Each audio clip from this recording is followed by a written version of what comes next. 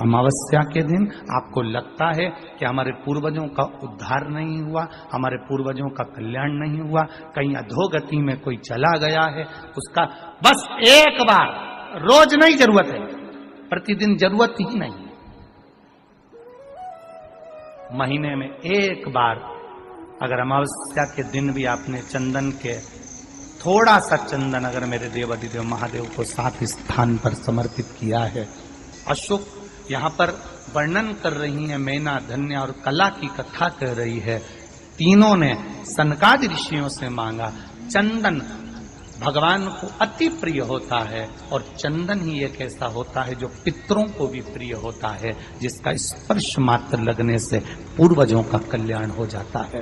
वो चंदन का 7 स्थान शिवलिंग के बताए हैं, जहां पर भूल से भी अगर कोई चंदन की उंगलियां लगा देता है, 7 स्थान ऐसे हैं जहां चंदन की मात्र उंगलियां लगा देने से ही शिव पितृलोक के पितरों को मुक्ति प्रदान करके बैकुंठ लोक का निवास दे गए। 7 स्थान, और वो 7 स्थान जो चंदन के बताए गए हैं।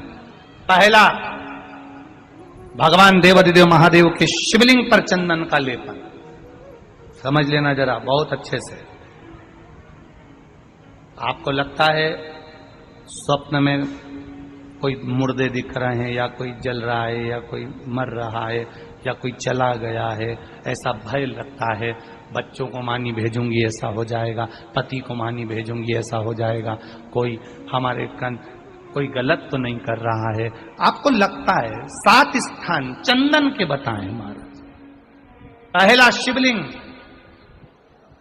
दूसरा जहां गणेश जी का स्थान है, मालूम है ना सबको, जम के बोलो जरा, मालूम है ना सबको, जहां गणेश जी का स्थान है वहां अलग से गणेश जी बैठे, वहां नहीं।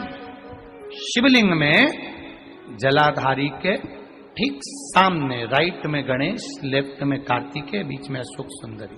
तो पहला चंदन बाबा के शिवलिंग पर, दूसरा गणेश जी पर चंदन की उंगली, तीसरा षडानंद कार्तिकेय पर चंदन की उंगली, चौथा अशोक सुंदरी पर चंदन की उंगली, पांचवा जलाधारी पर चंदन की उंगली, छठा जो शिवलिंग का जल बह रहा है इसके ठीक विपरीत की ओर चंदन की उंगली, और 7वां चंदन नंदी के मस्तक के ऊपर जो 2 सींग लगे रहते हैं उस पर चंदन की उंगली।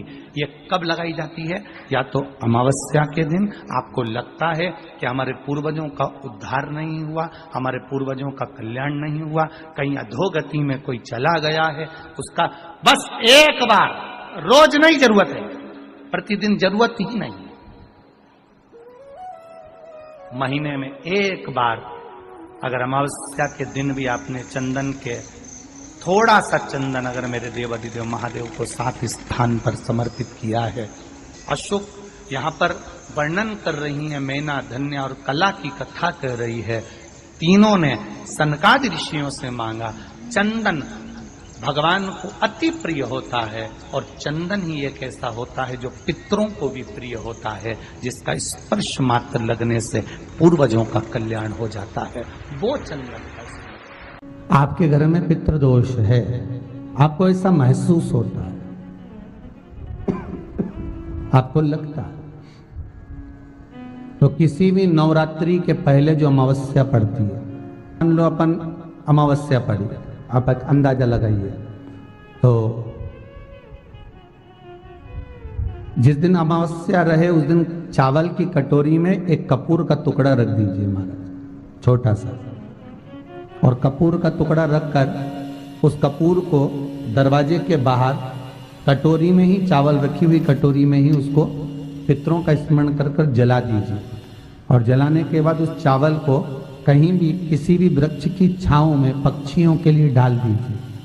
शिव महापुराण की कथा कहती है, अगर मान लो पितृ आपको कष्ट दे रहे हैं, पितृ आपको तकलीफ दे रहे हैं, कोई काम नहीं होने दे रहे हैं, या कहीं आपको ऐसा लगता है कि पितरों का दोष है, तो वो पितृ दोष देवी, अब ये जो आप करेंगे ये कब कर रहे हैं? अमावस्या के दिन आप उसको रख रहे हैं। अमावस्या के दिन उसको रखकर रात भर आपने रखा कपूर के साथ में, सुबह एकम पड़ गई, नवरात्रि लग गई, उसी दिन उसको जलाकर आपने पटक दिया।